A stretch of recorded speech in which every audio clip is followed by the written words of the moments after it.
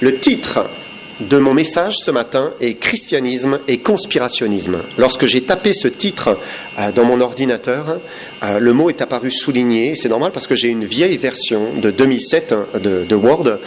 Et apparemment, le mot est apparu en 2010 dans les dictionnaires. Quelle est la définition de conspirationnisme ? L'encyclopédie Universalis dit « Une vision, c'est une vision du monde qui affirme que le cours de l'histoire n'est pas le fruit de jeux politiques nationaux et d'actions humaines incertaines, mais qu'il est en réalité provoqué uniformément par l'action secrète d'un petit groupe d'hommes désireux de réaliser un projet de contrôle et de domination des populations. » Et nous, en tant que chrétiens, comment se positionner face à ce complotisme? Comment se positionner dans ce monde où l'information, la désinformation se propage à la vitesse de la fibre optique? Et qu'est-ce que Dieu dit à ce sujet? Qu'est-ce qu'il nous dit à nous, chrétiens? Qu'est-ce que la Bible dit? Alors j'aimerais qu'on commence à lire un passage des Écritures dans Éphésiens chapitre 6, versets 11 à 13. Il est dit ici « Revêtez-vous de toutes les armes de Dieu afin de pouvoir tenir ferme contre les ruses du diable. Car nous n'avons pas à lutter contre la chair et le sang, mais contre les dominations, contre les autorités, contre les princes de ce monde de ténèbres, contre les esprits méchants dans les lieux célestes. C'est pourquoi prenez toutes les armes de Dieu afin de pouvoir résister dans le mauvais jour et tenir ferme après avoir tout surmonté. » Et je veux attirer votre attention sur le fait que Dieu nous dit de nous tenir fermes, attentifs, équipés des armes de Dieu pour lutter contre quoi ? Contre les ruses du diable, c'est-à-dire contre les manœuvres du diable, les artifices du diable, les méthodes du diable. Et le diable, il est certain, il gouverne sur ces dominations, ces autorités, ces princes de ce monde de ténèbres, ces esprits méchants dans les lieux célestes, lesquels, ce sont les démons bien sûr, lesquels rusent, intriguent et tendent des pièges aux hommes. Et c'est pour cela qu'il est dit aux chrétiens de prendre toutes les armes de Dieu. Et par quoi commence-t-il ? Par quelle arme ? Il dit, tenez donc ferme, ayez à vos reins la vérité pour ceinture. La première chose dont il nous parle, c'est de la vérité.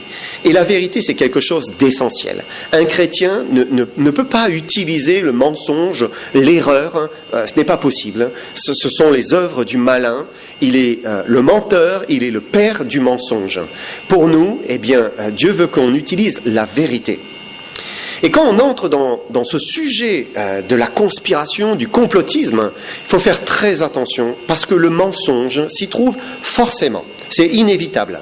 Et je vous disais, dans un monde où l'information nous arrive instantanément sur nos écrans, dans un monde où monsieur tout le monde finalement peut publier une information, dire quelque chose, dans un monde où l'image est quelque chose avec lequel on peut jouer. On joue maintenant avec le visuel.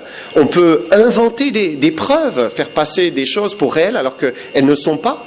Dans un monde virtuel où tout est possible, il faut faire très attention. Et il faut absolument vérifier ce que l'on nous présente.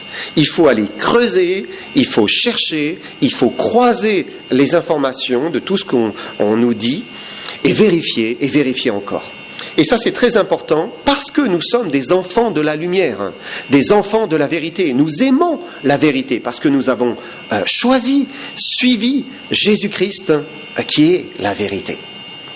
L'apôtre Jean nous dit « Je n'ai pas de plus grande joie que d'apprendre que mes enfants marchent dans la vérité. » Et derrière l'apôtre, c'est bien sûr Dieu qui nous dit cela. Dieu aime que nous marchions dans la vérité, que nous aimions la vérité, que nous nous gardions dans la vérité. Et je commence par dire cela parce que parfois on peut faire le jeu du malin. On peut parfois faire suivre à tous nos contacts quelque chose que l'on a reçu ou quelque chose que l'on a trouvé et on le partage et on fait suivre et on like. Mais le diable aime le mensonge, il aime propager le mensonge, et si Dieu n'a pas de plus grande joie que d'apprendre que ses enfants marchent dans la vérité, le diable, lui, certainement, il n'a pas de plus grande joie que de voir que les enfants de Dieu marchent dans l'erreur, marchent dans le mensonge, marchent dans les ténèbres. Alors, eh bien, simplement une exhortation qu'on n'ait pas le clic facile. Vous savez, cet index qui ne peut pas s'empêcher de faire suivre et de communiquer, de partager tout ce qu'il lit. Mais prenons le temps de vérifier, recoupons les faits, creusons, aimons la vérité parce que nous appartenons à la vérité. En 1 Jean 4, verset 1, nous lisons « Bien-aimés, n'ajoutez pas foi à tout esprit, mais éprouvez les esprits pour savoir s'ils sont de Dieu, car plusieurs faux prophètes sont venus dans le monde. » Et dans ce verset, Dieu nous invite à avoir un esprit de discernement et à éprouver les esprits. Bien sûr, Jean ici est en train de nous parler de faux prophètes qui existaient dans le monde de l'époque, mais c'est vrai finalement dans toutes les générations. Aujourd'hui encore, nous avons nos faux prophètes qui propagent le mensonge.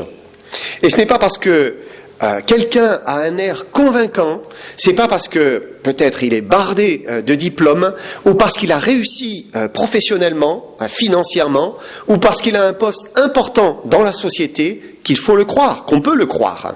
Et ce n'est pas non plus parce que c'est au journal télévisé qu'on peut le croire. Le mensonge est partout. Et on ne peut pas être sûr de toutes les informations qui nous arrivent. Alors on doit avoir un devoir de prudence. Parce que répandre le mensonge, potentiellement, ça fait de nous des menteurs. Et pour le peu que cela concerne des personnes, eh bien, ça peut faire aussi de nous des calomniateurs. Et nous savons qu'en matière de conspirationnisme, nous pouvons entendre tout et n'importe quoi sans que cela soit vérifié ou vérifiable parfois. Par exemple, il y a quelques mois, il y a eu une théorie, un complot qui est apparu et qui s'est répandu comme une traînée de poudre. L'installation des antennes 5G favoriserait la contamination du coronavirus. Et ce serait même à cause de cela qu'à Wuhan, en Chine, le virus aurait vraiment frappé méchamment la population. La maladie donc se diffuserait par les ondes radio. À l'origine, il semble que ce soit un médecin belge qui est personnellement contre la 5G et à qui un journaliste a posé une question sur est-ce qu'il y a un lien entre la 5G et le Covid-19. Et le médecin a dit qu'il ne savait pas exactement, il ne pouvait pas être sûr, mais que c'était possible. Et de là est partie la rumeur et le résultat, plus d'1 million de partages et des antennes 5G qui ont été incendiées à la fois aux Pays-Bas et en Angleterre. Quelles sont les preuves qu'il y a un lien entre la 5G et le Covid ? Elles sont nulles et inexistantes. Mais dans l'angoisse de ce virus et dans l'inquiétude que provoqueraient ces ondes 5G, eh bien c'est normal de tordre la vérité et puis d'inventer n'importe quoi. Maintenant, est-ce que cela veut dire qu'il n'y a aucun complotisme, aucun conspirationnisme ? C'est intéressant de regarder l'histoire du monde et comment ça a commencé, parce que au tout début, ça a commencé avec l'histoire d'un complotisme finalement. En Genèse 3, on voit que le serpent a attendu qu'Ève s'approche de l'arbre de la connaissance du bien et du mal et il lui a dit « Dieu a-t-il réellement dit, vous ne mangerez pas de tous les arbres du jardin ?» Donc Satan a remis en question la parole que Dieu avait donnée à Adam et que Ève avait entendu. Et Ève avait bien entendu cette parole d'Adam, elle n'était pas folle. Alors elle a contesté ce que disait le diable. Elle a dit, nous mangeons du fruit des arbres du jardin, mais quant au fruit de l'arbre qui est au milieu du jardin, Dieu a dit, vous n'en mangerez point, et vous n'y toucherez point, de peur que vous ne mouriez. Donc elle dit, non, c'est sûr, Dieu a vraiment dit cela. Alors le serpent dit à la femme, vous ne mourrez point. Mais Dieu sait que le jour où vous en mangerez, vos yeux s'ouvriront et que vous serez comme Dieu, connaissant le bien et le mal. Donc le serpent a dit à Ève que Dieu était en train de leur mentir et que finalement, c'était le Père, c'était le Fils, c'était l'Esprit qui avait une volonté de cacher la connaissance à l'homme. Et donc, les puissants d'en haut étaient en train de les priver de la vérité. Il les maintenait dans l'ignorance, dans la faiblesse, dans le mensonge, simplement en leur interdisant l'accès à cet arbre de la connaissance du bien et du mal. Donc, en fait, le diable leur dit, c'est un complot divin contre vous. Vous ne mourrez point. Non, c'est pas vrai. Et le diable paraît vouloir délivrer l'homme d'un complot. Mais en réalité, il est un menteur. Et le véritable comploteur, c'est qui ? Eh bien, c'est lui. Le serpent lui-même avait préparé déjà un complot. Et le complot date de bien avant. Alors qu'il était dans la présence de Dieu, dans le ciel même, c'est là que le complot a véritablement commencé. Parce que c'est Lucifer qui au commencement s'est dit « Je monterai au ciel, j'élèverai mon trône au-dessus des étoiles de Dieu. Je m'assiérai sur la montagne de l'assemblée, à l'extrémité du septentrion. Je monterai sur le sommet des nues, je serai semblable au Très-Haut. » Donc à l'origine, c'est Lucifer qui a cru qu'il pourrait dominer sur le Très-Haut, Dieu le Créateur. Il a voulu s'élever au-dessus des étoiles de Dieu, les anges, et prendre le pouvoir. Le premier complotiste, c'est le diable lui-même. Et le complot, c'est une œuvre des ténèbres, c'est une réalité biblique. Dieu a des plans, il forme des projets, et le diable essaye de faire échouer les plans de Dieu. Et ça, c'est l'histoire de l'humanité. Et au départ, alors qu'il n'y avait encore qu'un seul couple sur terre, le diable est intervenu lui-même en personne. Mais une fois que les hommes se sont multipliés dans le péché, alors eh bien, il a commencé à se servir des hommes comme des instruments pour échafauder des complots. Alors on ne va pas survoler l'ensemble de l'histoire de l'humanité pour exposer ces complots, mais on en trouve dans l'Ancien Testament. Simplement, on va se projeter directement à la venue de notre Seigneur Jésus-Christ. Qu'est-ce qui s'est passé lorsque Jésus-Christ était sur la terre ? Un complot. On lit dans l'Évangile, les principaux sacrificateurs et tout le Les principaux sacrificateurs et tout le Sanhédrin cherchaient un témoignage contre Jésus pour le faire mourir. Et tous les chefs religieux de l'époque voulaient tendre un piège à Jésus. Ils voulaient monter une histoire, un mensonge, n'importe quoi, pour réussir à tuer, éliminer le Fils de Dieu. Et le diable a trouvé un instrument idéal en la personne de Judas. C'était un complot des hommes et un complot du diable. Alors dire qu'il ne faut pas craindre un complot ou du conspirationnisme, que ça n'existe pas, non, dans l'histoire, non. C'est faire l'autruche, en fait. C'est se mettre la tête dans le sable et refuser de voir la vérité. Les complots existent depuis longtemps et ils continuent à exister encore aujourd'hui. Maintenant, dans le conspirationnisme, il y a toujours le danger de se perdre finalement dans les mensonges de l'ennemi. Parce qu'encore une fois, la vérité, elle se mêle souvent avec l'erreur. La vérité est souvent collée à des contre-vérités ou à des exagérations ou à des déformations et parfois des mensonges carrément. On le sait, le diable, c'est un champion pour mettre la vérité mêlée avec du mensonge. Il peut même citer la parole de Dieu et puis introduire l'erreur au milieu de tout cela. Et c'est pour ça qu'il faut faire très attention quand on se met à regarder toutes sortes de vidéos sur les complots, sur le conspirationnisme, parce que le mensonge flirte souvent avec la vérité. Alors qu'est-ce qu'il faut faire ? Comment un chrétien peut rester dans la vérité et ne pas tomber dans les mensonges du malin ? La réponse, c'est la parole de Dieu. La parole de Dieu. Dieu nous l'a donnée comme un guide fidèle. La Bible, c'est la garantie pour nous garder et nous protéger des mensonges du diable. Et si on ne veut pas colporter des mensonges, des contre-vérités, des calomnies même, eh bien il faut rester dans la vérité des Écritures, simplement les Écritures. Qu'est-ce que cela veut dire ? Que Dieu nous a tout dit d'avance, tout ce dont nous avons besoin de savoir. Regardez 1 Thessaloniciens, chapitre 5, verset 19. Il dit « N'éteignez pas l'esprit, ne méprisez pas les prophéties, mais examinez toutes choses, retenez ce qui est bon. » Et nous avons des prophéties qui sont fiables, on le sait, c'est la vérité. Dieu a écrit des prophéties à notre intention. Il a tout écrit d'avance. Alors, si ce que nous entendons vient corroborer, vient confirmer, vient appuyer la vérité des Écritures, nous sommes en sécurité. C'est la sécurité. Par contre, si Dieu ne dit rien à ce sujet, eh bien gardons-nous d'y mettre 100% de notre foi, d'avoir une foi aveugle dans ce que nous entendons. En début de semaine, j'ai prié, Seigneur, qu'est-ce que tu veux que je fasse pour dimanche matin ? Qu'est-ce que tu veux que je prêche ? Et j'ai cette pensée du conspirationnisme qui est descendue dans mon cœur. Alors j'ai commencé à réfléchir, commencé à faire des recherches, voir ce que la Bible pouvait en dire. Et en fin de semaine, je découvre ce reportage « Hold Up ». Et là, on est en plein dans le sujet de la théorie du complot.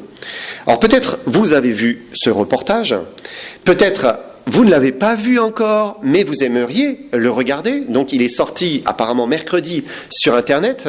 Vendredi soir, les plateformes de diffusion l'avaient supprimé. Pourquoi ? Parce que c'est un point de vue différent sur la crise mondiale et le Covid ou la Covid-19. Alors bien sûr, entre parenthèses, on a un peu de mal à comprendre ici la liberté d'expression en France quand on supprime cela et puis on va afficher d'autres choses. Voilà, bon, c'est un peu bizarre ces critères de liberté d'expression. Mais hier, il était de nouveau en ligne. Alors eh bien, que penser de ce reportage ?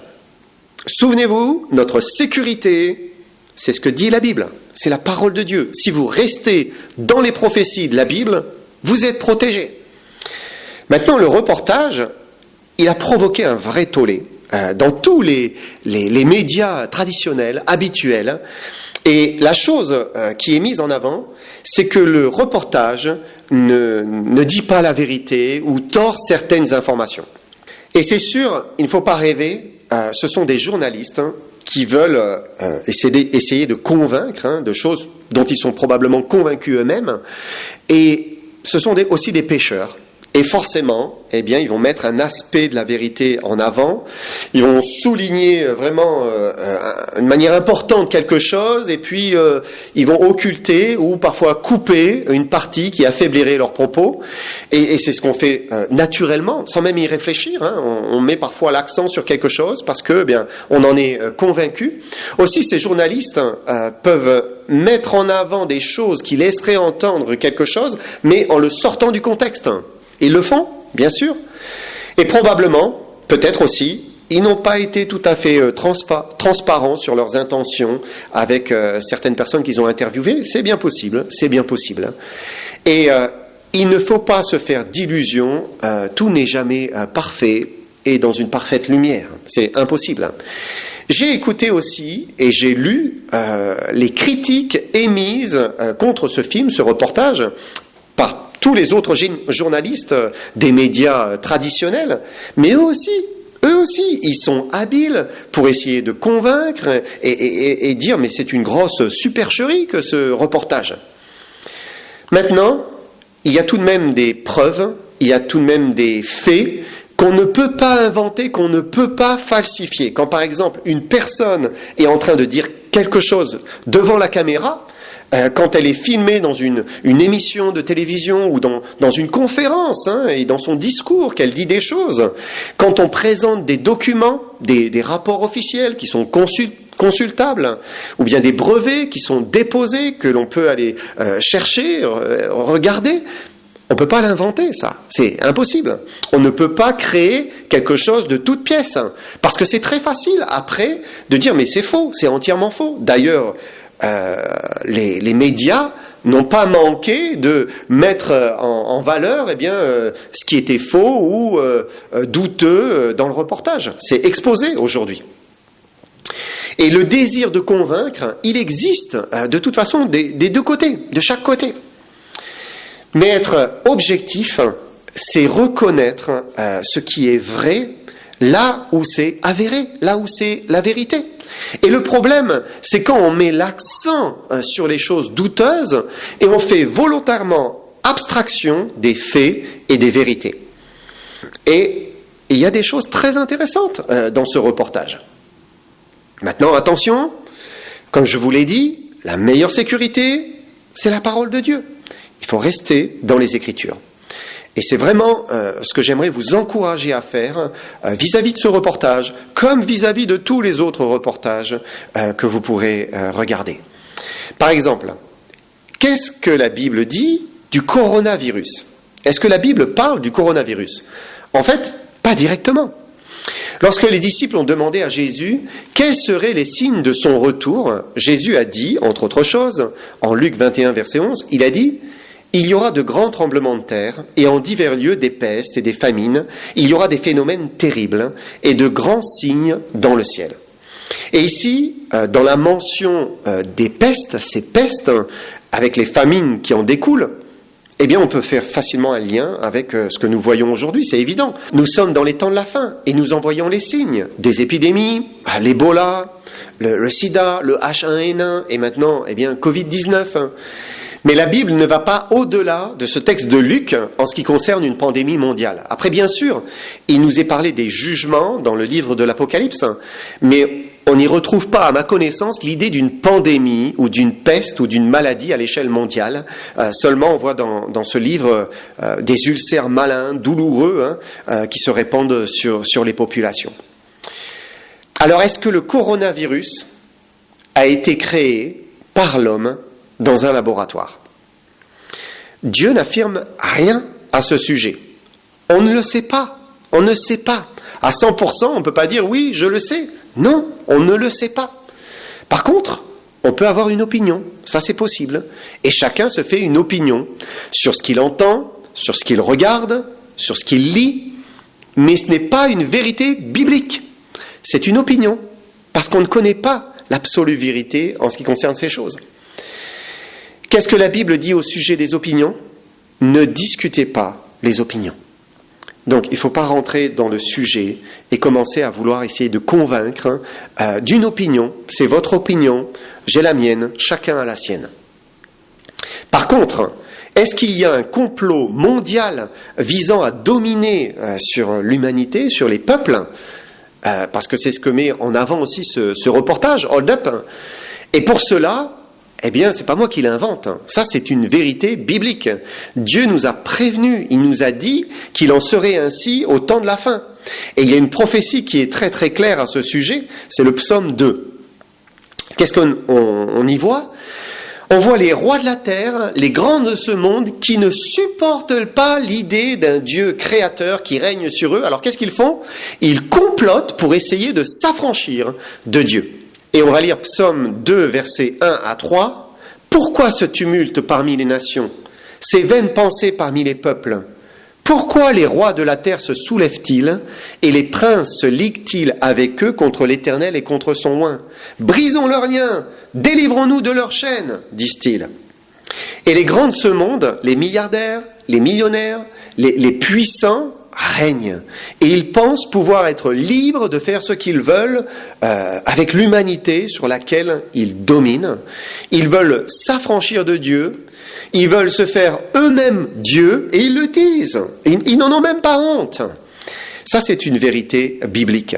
Mais le psaume dit, ensuite, verset 4, « Celui qui siège dans les cieux rit.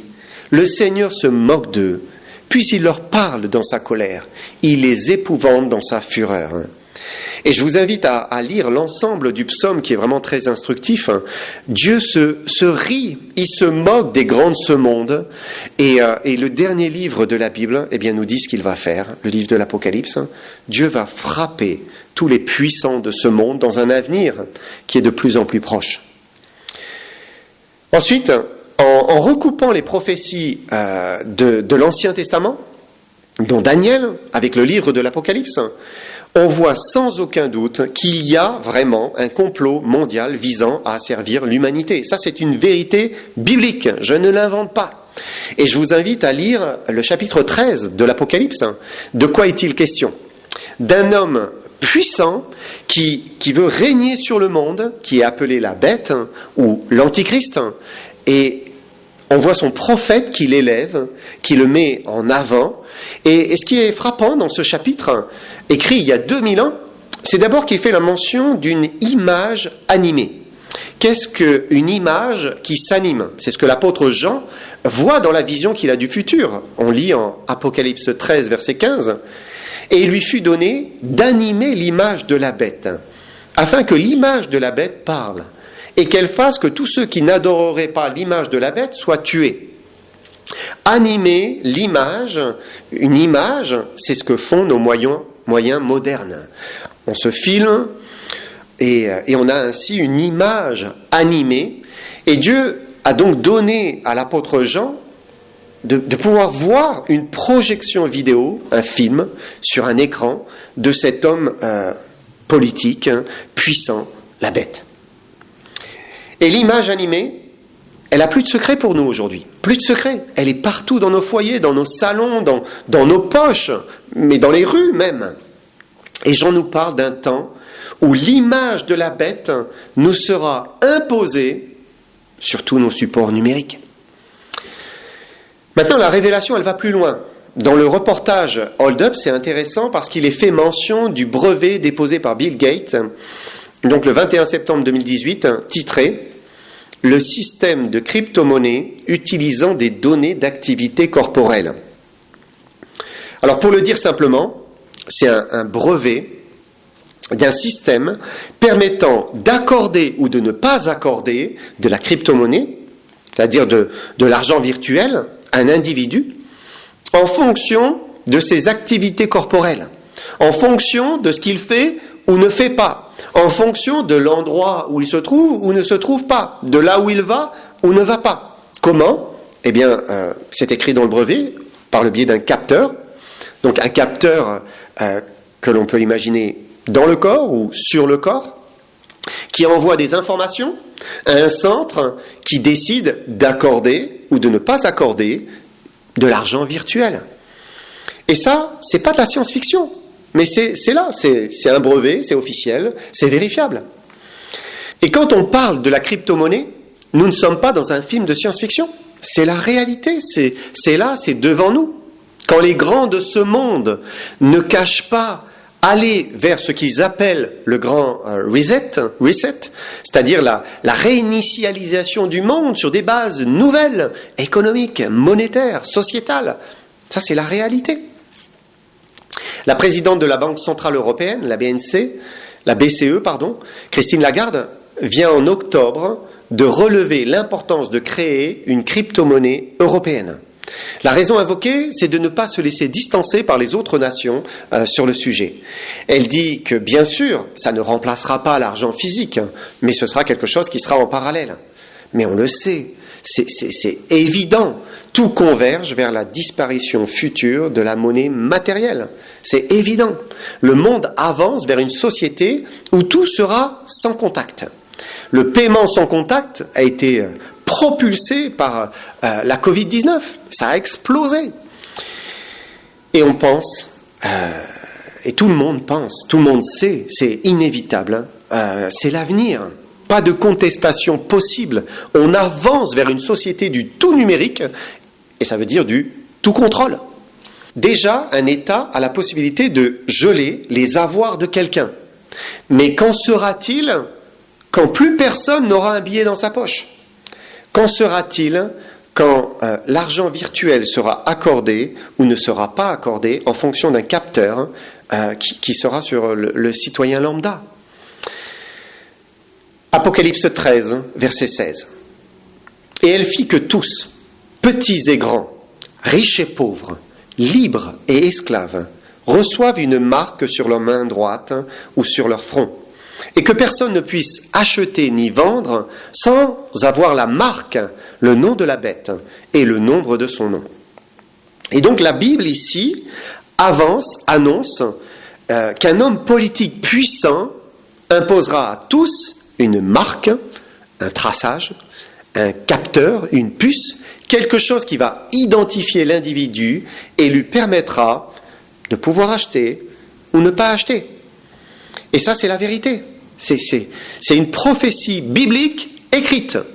Alors, eh bien, quand un reportage nous montre des preuves et des faits concrets, vérifiables, que les grands de ce monde sont en train de préparer une société de contrôle, de fichage, de domination par le biais du numérique, c'est inattaquable. Inattaquable. Et puis, en plus, quand les médias traditionnels ne relèvent rien de positif, rien de vrai, rien de sensé, ni même rien d'inquiétant dans les simples faits qu'avance ce reportage, mais qu'au contraire, il dénonce que ce n'est ni une enquête, ni un documentaire, que c'est truffé de contre-vérités, que c'est une entreprise de désinformation ou une œuvre de complotistes absurdes, alors là, évidemment, il y a de quoi s'inquiéter. Il y a vraiment de quoi s'inquiéter. Et ce qui est très inquiétant, c'est qu'il est maintenant interdit de penser qu'il puisse y avoir une volonté des élites de dominer sur le peuple. Il est interdit de penser qu'il puisse y avoir une conspiration des grands de ce siècle. Automatiquement, on vous rangera dans la case conspirationnisme. Conspirationniste, ça veut dire des gens qui n'ont rien compris et qui sont dans l'erreur. Mais la Bible nous parle de cette conspiration des derniers temps. Et tant que nous restons dans la Bible, eh bien, nous ne sommes pas en train de rêver. C'est la vérité. C'est la vérité. Nous pouvons le croire.